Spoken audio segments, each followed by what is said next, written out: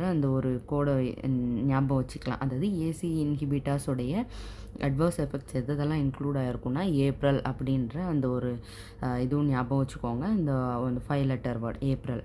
அப்போது A for angio edema, ஓகேவா. So B for potassium elevated, அடுத்து ஆர் ஃபார் ரெக்கரண்ட் காஃப், அடுத்து I for itchy skin and L for low BP. ஓகேவா. So இது ஈஸியாக இருக்குல்ல நமக்கு.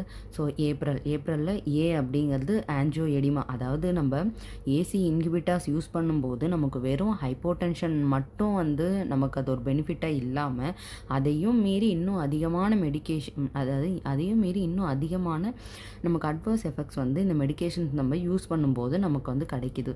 ஸோ இதை நம்ம எந்த பேஷண்ட்க்கு யூஸ் பண்ணலாம், எந்த பேஷண்ட்க்கு இதை யூஸ் பண்ணக்கூடாது, எது கான்ட்ரா இண்டிகேட்டட் அப்படிங்கிறத தெரிஞ்சுட்டு யூஸ் பண்ணுறதுக்கு நமக்கு இது ரொம்ப ஈஸியாக இருக்கும்.